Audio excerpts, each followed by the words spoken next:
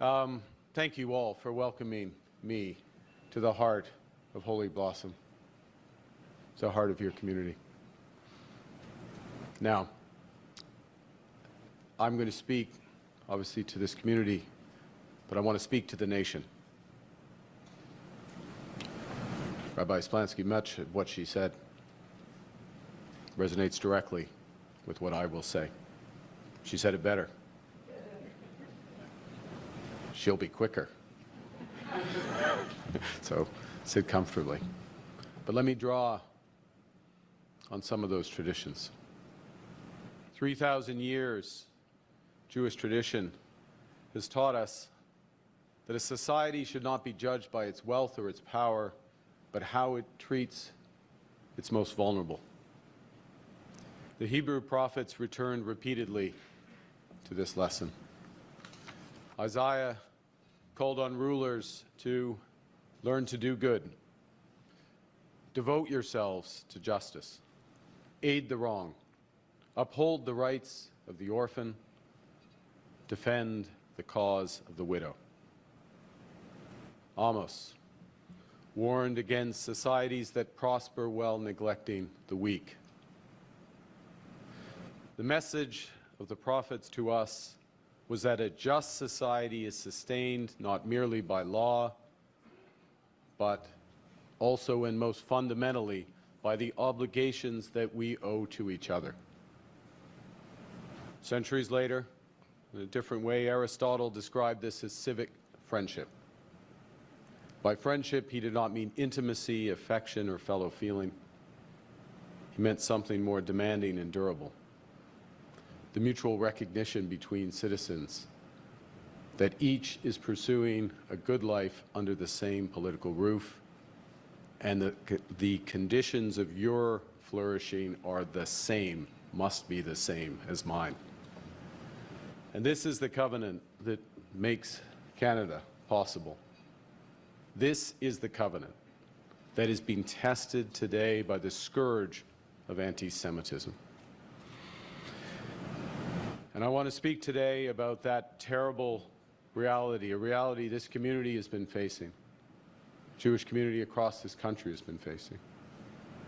I want to speak to that reality and how we as Canadians can restore the full promise of Canadian citizenship to all. Because Canada was not founded on a single creed, race, language, or faith. Instead, we've held our differences in common, beginning after a long period of struggle and oppression with the French and English accommodation.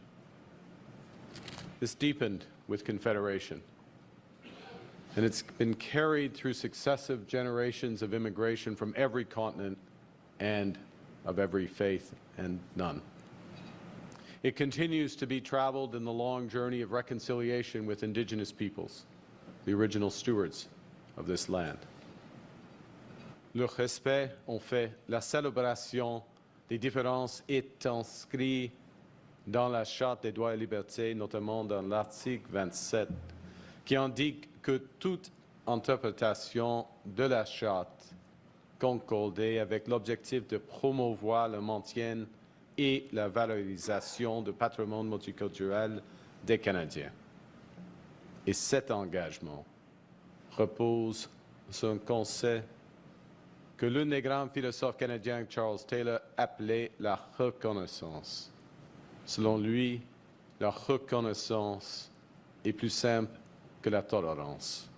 Il s'agit plutôt de reconnaître activement que chaque citoyen est constitué en partie de l'identité qu'il porte en lui par sa foi, la langue, ses traditions, son histoire, et que sa dignité est préservée que si l'on tient compte de ces aspects de son identité. Each of our identity includes our faith, our history, our traditions, our culture, as Rabbi Splansky alluded. We have to hold those at the core, because to be recognized, to be truly recognized, is to be received as who you are. Pluralism in Canada is not the exception to the framework. Pluralism is the Canadian framework. Our secularism is open. The state takes no side in the matters of belief, and the institutions of public life are not captured by any faith or identity. In Canada, state neutrality doesn't empty the public square, but ensures that no conception of the good, including humanism or atheism, is privileged by state power, and that every Canadian has the freedom of conscience to live and live fully as they believe. And that means the state, government, above the responsibilities we all have as citizens, and we all have responsibilities as citizens, but above all, government has a special responsibility to ensure that no culture, faith, race, gender, or identity is threatened or suppressed. And it goes further than that. It goes to the responsibility of ensuring that everyone can be their whole selves in Canada. Our fundamental insight as Canadians is that unity is not uniformity, that our differences are strengths to be nurtured, not risks to be managed. And in Canada, faith, language, heritage, tradition aren't concessions to citizenship. They are the expressions of our citizenship. In Canada, the visibility of our differences is the substance of our mutual respect. This is how we hold ourselves together. Now, I don't pretend that this is always easy. Differences generate friction. Accommodation of competing claims is real work sometimes. We'll always have legitimate debates about where those lines properly fall, but those debates are part of how a pluralistic country sustains itself. And today, in Canada, that nature is being tested as one of our communities is being particularly and brutally targeted. Across our country, anti-Semitism has surged to levels not seen in the post-war period. Last year, over 2/3 of all religion-motivated hate crimes were directed at Jewish Canadians, who make up only 1% of the population. I'm afraid this room knows what I'm about to say all too well. You've lived it. But I want everyone to hear it. Anti-Semites in Canada have fired bullets at Jewish schools. They have thrown firebombs at synagogues. They've attacked community centers. They've targeted Jewish-owned businesses, harassed Jewish patients at hospitals, drove Jewish students from common spaces on our university campuses. They have desecrated our Holocaust memorials. Des parents canadiens doivent désormais se demander s'il est prudent d'envoyer leurs enfants dans une école juive.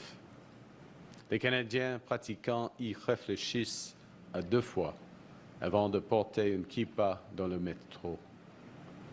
Et le même fleuve sévit en Europe et aux États-Unis. Il frappe également le Royaume-Uni, où les attentats terroristes de Heaton Park et de Golders Green ont profondément ébranlé les communautés juives. Et en Australie, où, en décembre dernier, 15 personnes ont été assassinées à Bondi Beach lors de la première soirée de Hanukkah. Let me personalize this. Last October, Evan, Solomon, and I, and others, we attended the opening of the Chabad Jewish Center at the University of Ottawa. Remember that? Lovely sunny day. This student center was made possible by the philanthropy of one of Canada's leading entrepreneurs, Harley Finkelstein, who as a student had benefited from the teachings and the friendship, the hospitality of Rabbi Chaim Boyarsky. And the rabbi remains at the heart of Jewish student life at that university. It was a joyous event, otherwise joyous event, but it occurred under heavy police presence, and it was interrupted by angry shouts of some passers-by. Only a few weeks later, I would next see Rabbi Boyarsky on a bitterly cold Sunday afternoon in December, as we lit the first menorah candle at Ottawa City Hall and mourned the victims of Bondi Beach, which included his friend and Chabad colleague, Rabbi Eli Schlanger. The pain, the threats, the fears can appear relentless. The horror and shame are global. Our actions must be local. And they start with clearly admitting that Canada's civic compact is failing Jewish Canadians. And they extend to all Canadians, recognizing that if that covenant fails one of our communities, it fails us all. Since being elected a little over a year ago, our government has been acting, first and foremost, on the most fundamental responsibility of government, protecting our citizens. We've introduced 6 new pieces of legislation to bolster public safety and to combat anti-Semitism specifically, as well as other forms of hatred. Foremost amongst these 6 bills, Bill C-9, the Combating Hate Act, addresses directly the rise in anti-Semitism, hate-motivated violence, and the targeting of communities. It significantly strengthens the civil code, the criminal code, sorry. It significantly strengthens the criminal code by creating new offenses for intimidation, obstruction at places of worship, schools, community centers, and other institutions used by identifiable communities. Nous avons aussi réaffirmé l'importance de la définition opérationnelle de l'antisémitisme que l'Alliance internationale pour la mémoire de l'Holocauste a formulée et que le Canada a adoptée en 2019 dans le cadre de la stratégie canadienne de lutte contre le racisme. Et cette définition permet la critique légitime de tout gouvernement, tout en nommant la haine à l'encontre des personnes juives personnelles. We're advancing our work to confront hate online and violent extremism, including, not limited to, but including through the Canada Centre for Community Engagement and the Prevention of Violence. That centre leads Canada's works on countering radicalization to violence and supports prevention, research, frontline intervention through the Community Resilience Fund. Last year, the government announced more than $36 million for projects to counter violent extremism, including early prevention in schools and communities, and work to understand and to respond to extremist movements online and offline. A few weeks ago, we committed an additional $75 million through the Canada Community Security Program for synagogues, for Jewish day schools, for community centers, and for institutions of every faith community whose safety is at risk. It pains me that we had to commit $75 million to this. Any dollar to this. We're working with provinces, municipalities, and our intelligence and law enforcement agencies to coordinate protection. I would like to take this time to commend Chief Carrick, Deputy Commissioner Larkin, Chief Demkew, the Toronto Police Service today, and all your efforts for enforcement. Thank you.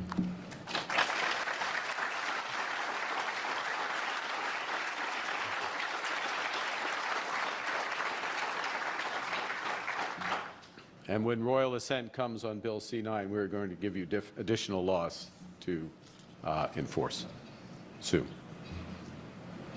Ces mesures sont nécessaires, mais cependant, elles sont loin de suffire à elles seules. Un pays où des écoles juives ont besoin des gardes de sécurité, où des synagogues ont besoin de barrières, où les enfants juifs fréquentent des écoles recluses dans un périmètre de protection est un pays qui protège ses citoyens, oui, mais qui n'arrive pas à respecter son pacte civique. It's not enough to protect.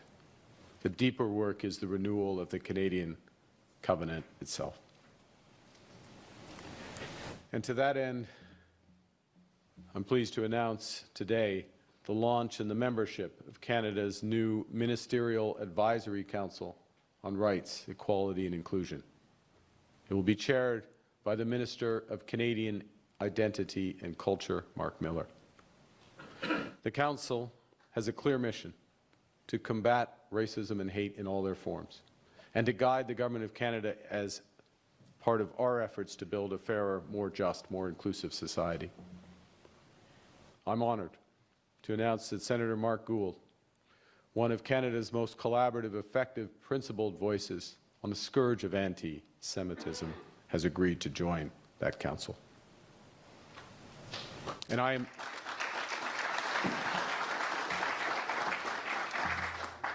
am directing that the first responsibility of that council is to address anti-Semitism from 4 different directions.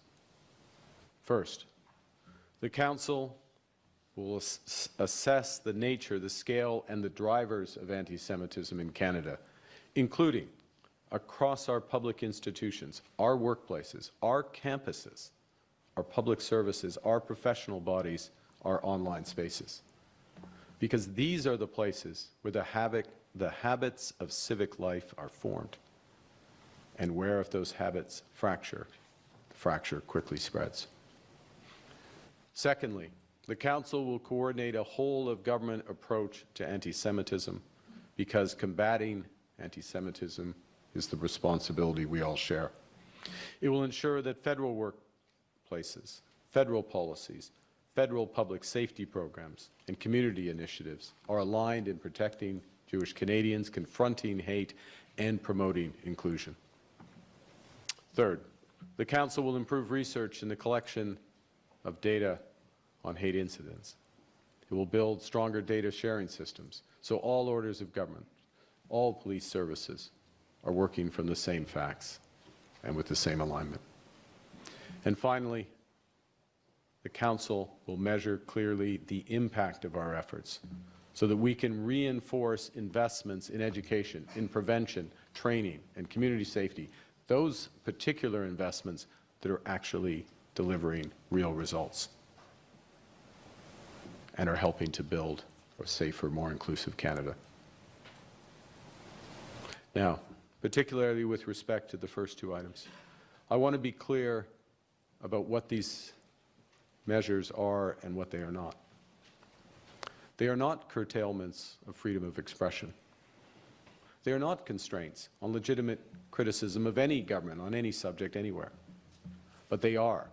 They are the basic standards we owe one another in our shared public institutions to ensure that no Canadian community is driven or even discouraged by those institutions by hatred. Now, institutional measures, even the strongest ones, cannot do the deeper work of true recognition alone. That deeper work falls to each of us as Canadians and to all of us in how we treat each other. As the Nobel Peace Prize laureate and Holocaust survivor Elie Wiesel once observed, the opposite of love is not hate, it's indifference. Time has come. Canadians must stand up for each other. That means all Canadians must speak out when we see anti-Semitism creep into our social media feeds, our classrooms, our workplaces. Because history teaches us that hatred metastasizes when a society grows indifferent to it, when intimidation becomes routine, when conspiracy becomes discourse, when citizens choose to look away. We must learn from that history. And as Canadians, we must learn from our own times of both love and indifference. Au Pier 21 d'Halifax, au cours des siècles derniers, Près d'1 million de personnes ont posé le pied au Canada. Elles venaient d'Europe au lendemain de deux guerres, de pays déchirés par les conflits, de régions en proie à la pauvreté et la persécution. Ils sont arrivés avec leur histoire, leurs croyances, leur langue et leurs espoirs. Ils sont arrivés avec un héritage qui est depuis devenu celui du Canada. Et le pacte qu'ils ont conclu, ce pacte qui est depuis lors l'essence même de la citoyenneté canadienne, est clair. That pact for immigration to Canada is clear. We welcome the peoples of the world in all their diversity, in all that splendor. We don't welcome the world's hatreds.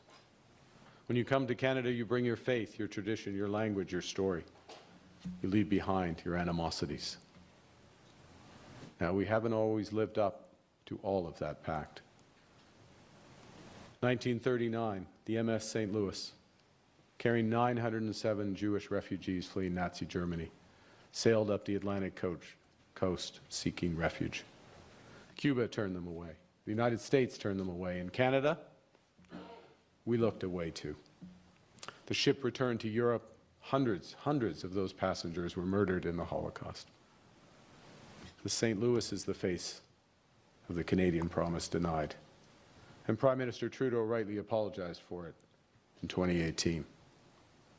The covenant we must renew today is in part the covenant we failed to honor then. And what does this moment require? It requires that we do not transpose foreign conflicts onto each other.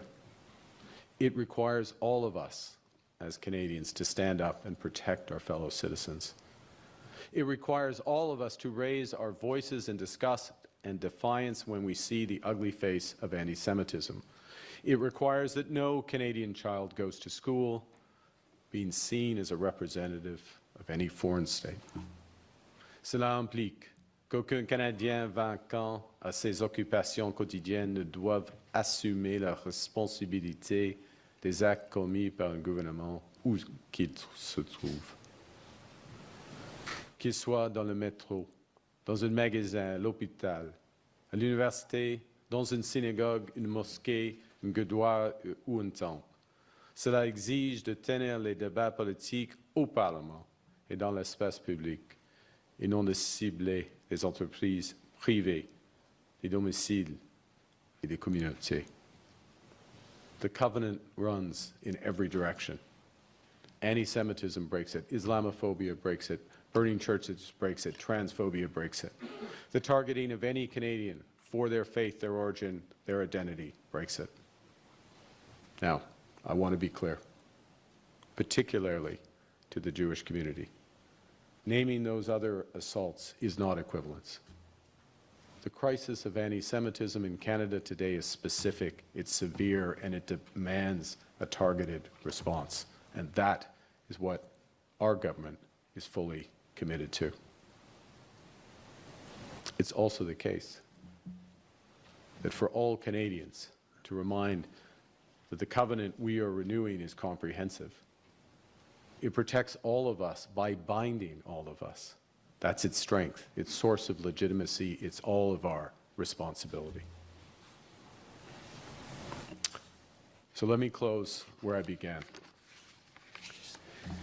Canada was summoned into being by peoples who learned imperfectly and over time to hold their differences in common. That hasn't always been easy, and we have at times failed. We failed Indigenous peoples. We failed the Acadians and the French settlers. We failed the passengers of the MS St. Louis. Each failure has taught us something about what it means to be the country we aspire to be. That means protection. It means outlawing and policing hate. It means preventing radicalization and addressing institutional biases. It means restoring Canada's promise by ensuring that each of us has the space and confidence to be their whole selves and to thrive. Canada promises a country in which Jewish Canadians can be visibly, fully, joyfully Jewish in public life, at school, at work, in the street, synagogue, in the academy, in the arts, in every place, because all of Canada is theirs. Canada promises a country in which Indigenous peoples, Muslim Canadians, Black Canadians, Sikh Canadians, Christian Canadians, queer Canadians, every Canadian can be visibly themselves without fear. Canada promises a country where our differences are nurtured, not managed, where differences are honored, not suppressed. Our differences are lived out in common, not pushed to the margins. That's the covenant we're renewing today. That's the covenant that we all, as Canadians, must honor with our actions. Thank you very much for honoring me.